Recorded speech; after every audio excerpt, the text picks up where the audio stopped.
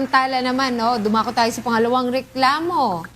Di umano'y maling paratang at pagpapakalat ng malisyosong post sa social media. Again, yan naman ang nais ilapit ng susunod nating complainant mula sa Kabatuan, Isabela, na makakausap natin ngayon sa kabilang linya. Magandang hapon, Miss Clarissa Vargas ng Kabatuan, Isabela. Hello, ma'am?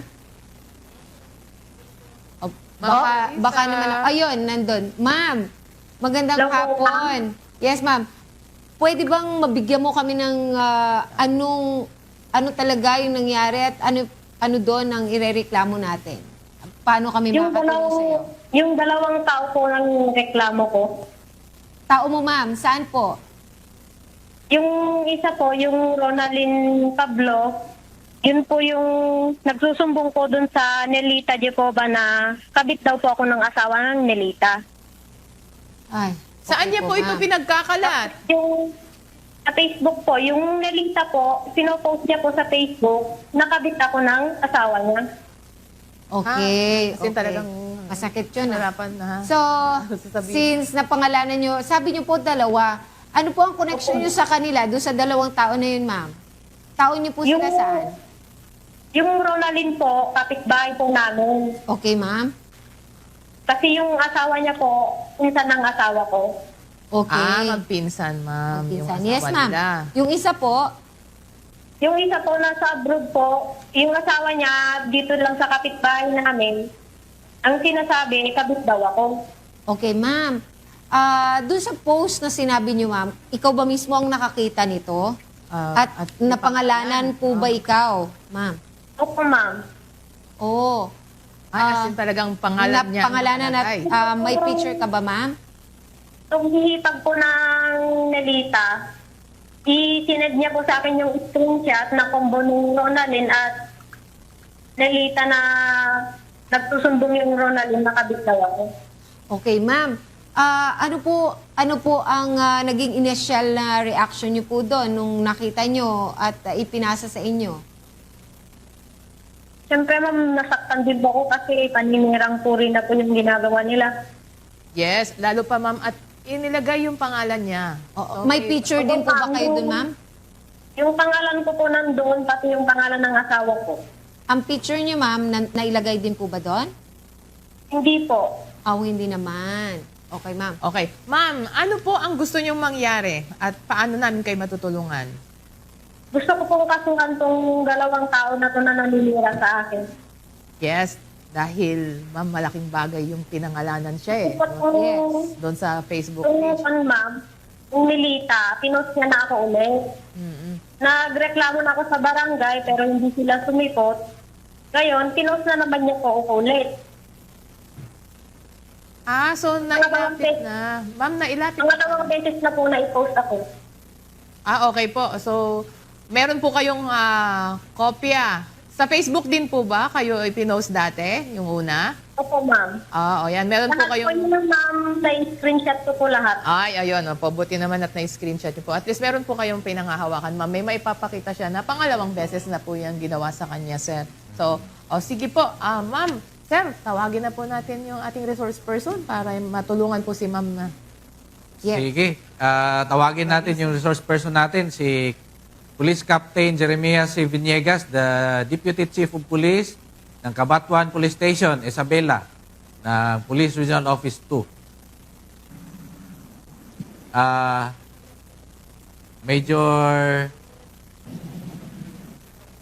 Major Viniegas.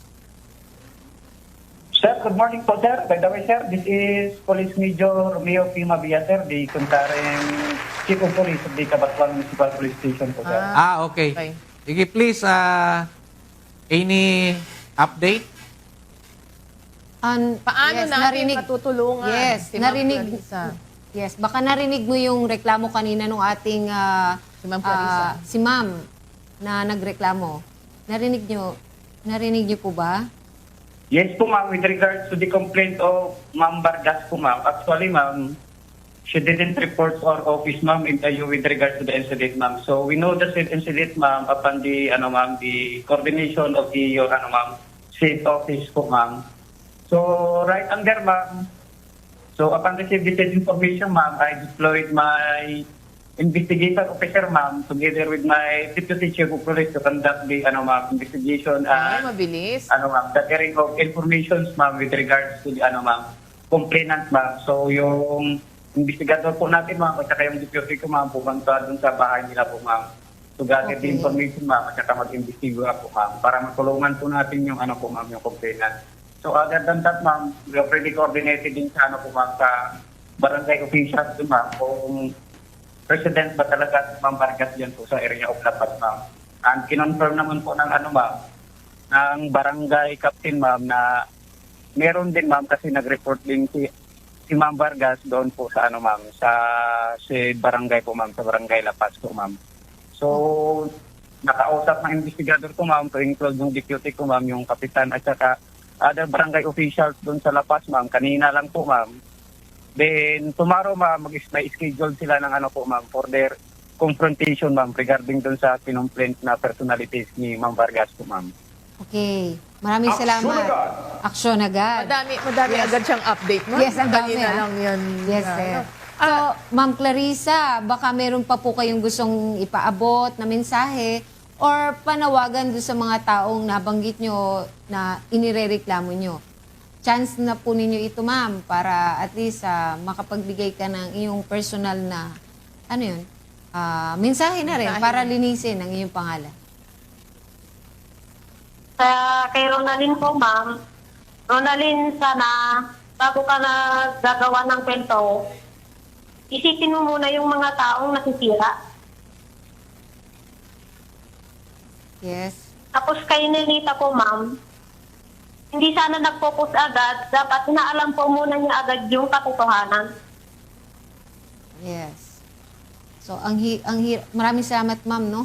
Sir, ang hirap talaga kasi na maging biktima ka ng ganito. Dahil hindi mo naman pwedeng lahat ng tao papaliwanagan In public mo. yan. At saka in public ka, sir, na ipopost. Tapos doon pa yung pangalan Yes. mo. Although marami namang ganito ang ginagawa. Pero, kahit kasi i-delete nung nag-post, sir, ba hindi na to, sir, mababawi. Kung Tapos yung iba na. na-i-share na Nangyari agad.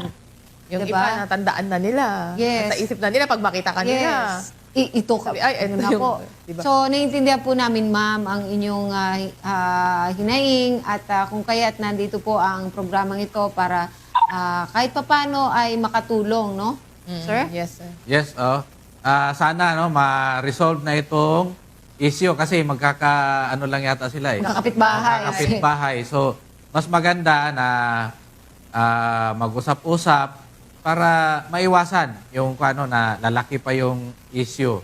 Saka sabi nga nila, think daw before you Before click. Click. Yes, Yes, sir. Before you Yes. post. Pag medyo hindi pa natin napag-isipang maigi, huwag muna nating i-click kung baka may maraming maapektuhan sa mga post natin sa Facebook. Yes, sir. So, ma'am, maraming salamat po sa pagtitiwala sa ating programa at sa inyong pambansang pulisya.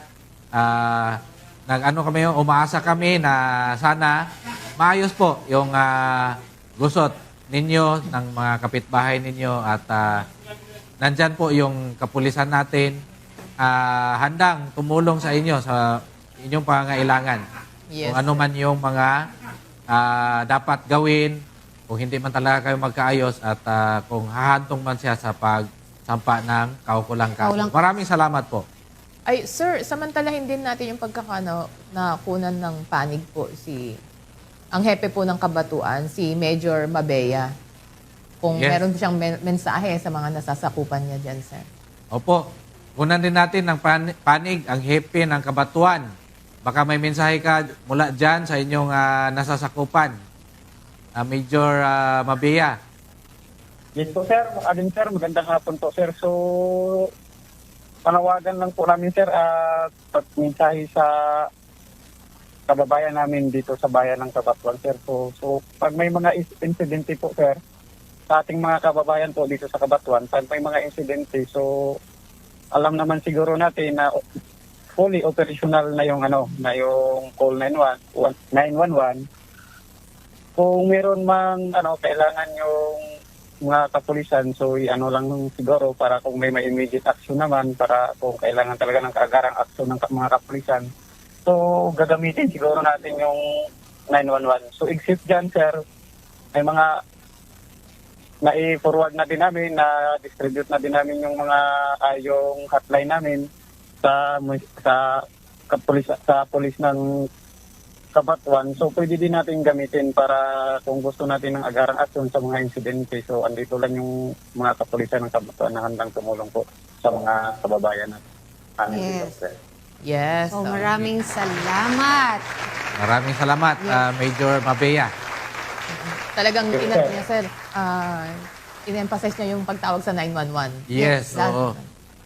Para mas mabilis na police response, responde, inaano natin ng mga kababayan natin para hindi na sila mahirapan na i-memorize yung mga hotline numbers ng mga kanya-kanyang police Yes, station. Dial 911 lang and press 1 for At police darating ang assistance. pulis sa loob ng 5 minuto. At darating ang pulis sa loob ng 5 minuto. So again, to our Chief of Police, please provide us with your action videos, photos, and the result of your investigation para na rin naman ma-update tayo kung ano na ang nangyayari or naging update sa kaso.